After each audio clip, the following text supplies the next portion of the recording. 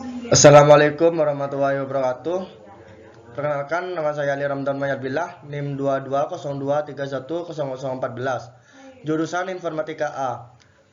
Pada video kali ini, saya akan menjelaskan materi tentang graf berbobot, algoritma Dijkstra, dan algoritma TKD atau hapus.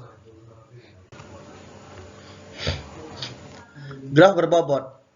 Graf berbobot adalah graf yang setiap sisinya diberi sebuah bobot. Bobot pada setiap sisi berbeda-beda tergantung pada masalah yang dimodelkan dengan graf. Istilah lain yang sering dikaitkan dengan graf berbobot adalah graf berlabel. Perhatikan pada contoh yang sudah tertera di sini. Terdapat beberapa simpul, yaitu simpul A, simpul B, simpul C, simpul D, dan simpul E. Dan ada beberapa nilai bobot yang berbeda-beda. Contoh, dari simpul A ke simpul B memiliki nilai bobot 12.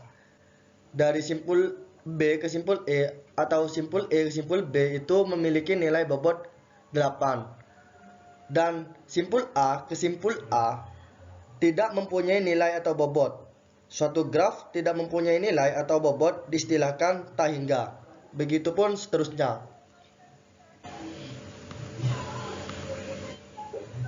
Aplikasi graf. Lintasan terpendek shortest path. Graf berbobot atau weighted graph. Lintasan terpendek adalah lintasan yang memiliki total bobot minimum. Contoh aplikasi. Menentukan jarak terpendek atau waktu tempuh tersingkat atau ongkos termurah antara dua buah kota. Menentukan waktu tersingkat pengiriman pesan atau message antara dua buah terminal pada jaringan komputer.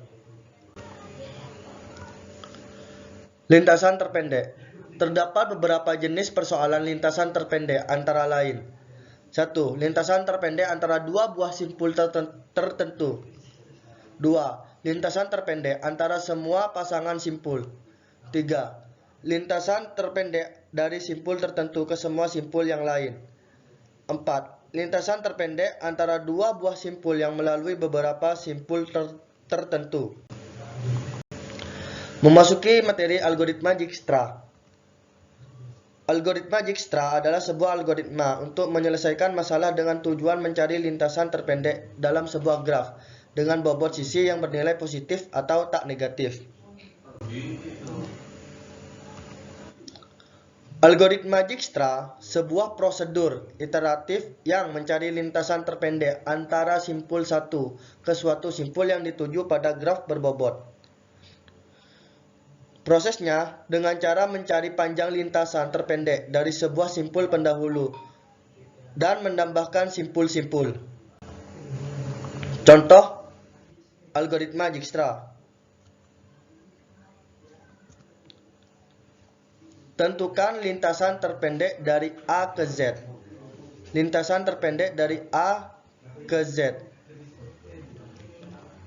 Mari kita bahas bersama. Tandai dulu simpul A. Untuk ke Z, simpul A, lihatlah A mempunyai sisi 2, yaitu simpul A ke simpul B, simpul A ke simpul C. Logikanya, carilah bobot terendah.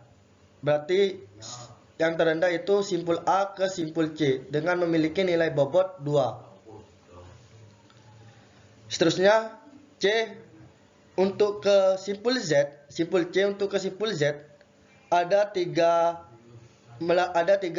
sisi yang akan dilalui, yaitu dari simpul C ke simpul B, dan simpul C, simpul D, dan yang terakhir dari simpul C ke simpul E.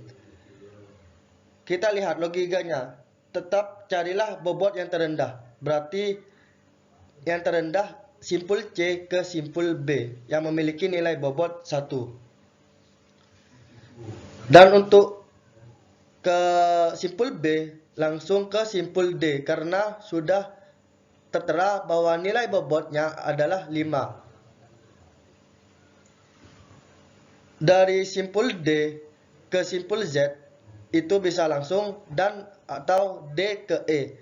Kita lihat lagi logikanya. Carilah bobot terpendek. Simpul D ke simpul E memiliki nilai bobot 2. dan simpul D langsung ke simpul Z itu memiliki nilai bobot 6. Jadi yang terkecil atau yang memiliki nilai rendah bobotnya dari simpul D ke simpul E memiliki nilai atau bobot 2. Dan simpul E langsung ke simpul Z dengan memiliki nilai atau bobot 3. Pembahasannya seperti yang akan ditera, mulai dari simpul A. Seperti yang sudah dijelaskan tadi, lingkari sebagai simpul awal. Simpul A. Selanjutnya, tentukan jalur dengan bobot terpendek yang menghubungkan A dengan simpul yang lain. Jalur terpendek berarti otomatis simpul A ke simpul C. Jika jalurnya lebih dari satu, pilih jalur dengan bobot terendah. Nah, simpul A ke simpul C. Next. Lingkari simpul C. Tentukan jalur dengan bobot terpendek yang menghubungkan C dengan simpul yang lain. Jalur terpendek simpul C dengan simpul yang lain. Jika jalurnya lebih dari satu, pilih jalur dengan bobot terendah. Dan nilai bobot yang terendah itu dari simpul C ke simpul B.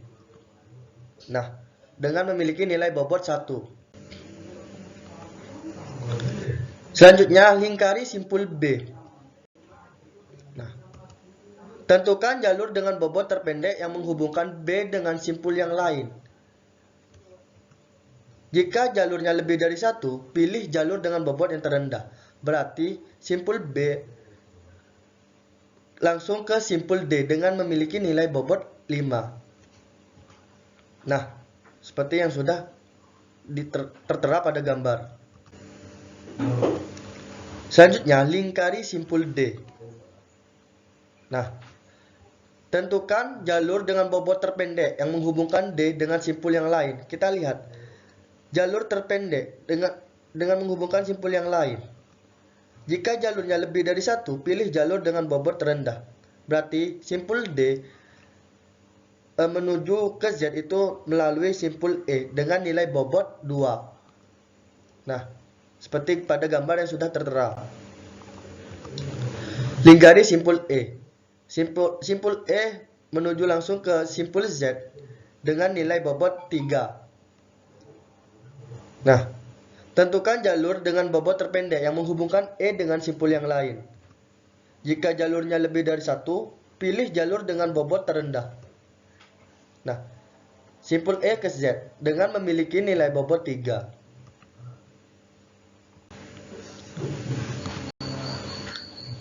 Jadi, lintasan terpendek dari A ke Z adalah, nah, seperti yang sudah tertera pada gambar, A ke C, C ke B, B ke D, D ke E ke Z. A C B D E Z. A C B D E Z dengan memiliki nilai bobot AC2, CB1, BD5, DE2, EZ3. Berarti 2 1 5 2 3. Dengan bobot 2 ditambah 1 ditambah 5 ditambah 2 dan ditambah 3 dengan hasilnya 13.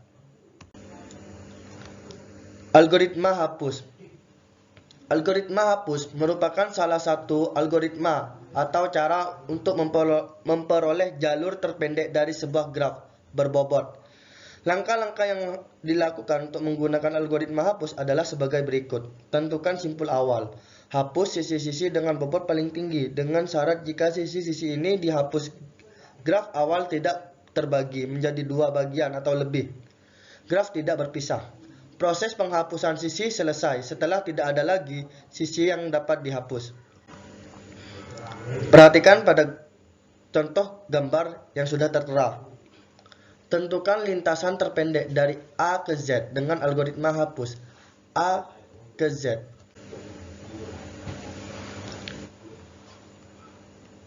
Nah, Hapus sisi dengan bobot paling besar, yaitu tadi C ke E dengan nilai bobot 10. Selanjutnya, hapus sisi dengan bobot paling besar, yaitu C ke D yang tadi dengan nilai bobot 8. Hapus sisi bobot paling besar selanjutnya, yaitu D ke Z dengan memiliki nilai bobot 6.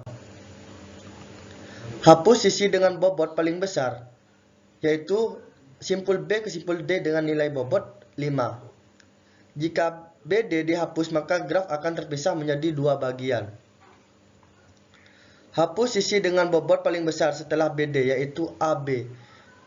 Simpul A ke simpul B yang memiliki nilai bobot 4. Intinya, bagian ini, bagian nilai bobot yang terbesar itu dihapus. Jadi, lintasan terpendek A ke Z adalah seperti gambar yang sudah tertera.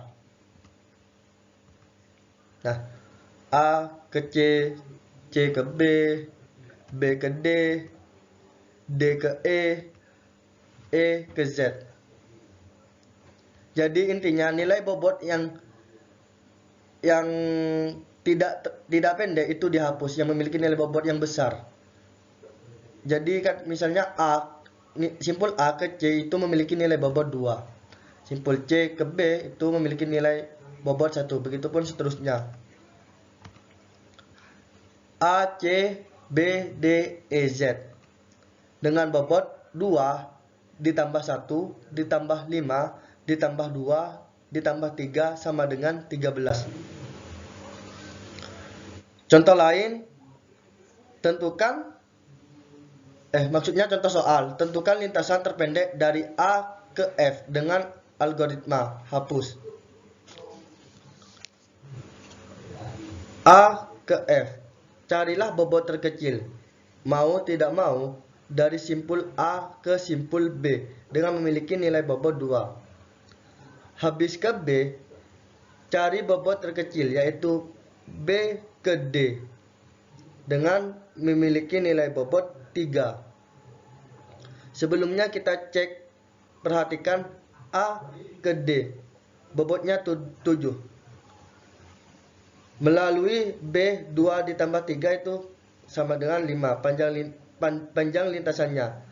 Lalu D mau ke F, simpul D ke F, ada dua yang akan dilintasi, yaitu dari D ke G dan D ke E. Tentunya kita logikanya mencari nilai bobot terendah, tentunya simpul D ke simpul E. Sebelumnya kita lihat dulu B ke C. B ke C itu sama dengan 7. Dan yang tadi B, D, E, C. Simpelnya kayak gini.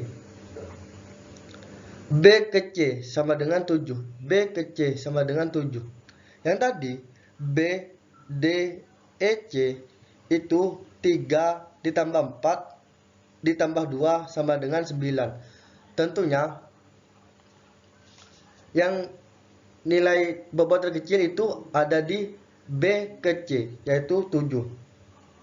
Jadi bukan lintasan B ke D ke E yang kita inginkan, tapi B ke C. Jadi memang awalnya selalu cari bobot yang paling kecil, tapi kita bandingkan dulu. Habis dari C, ya sudah langsung ke F. Berarti yang betul A, B, C, F. A, B, C, F dengan nilai bobot 2 ditambah 7 ditambah 1 sama dengan 10.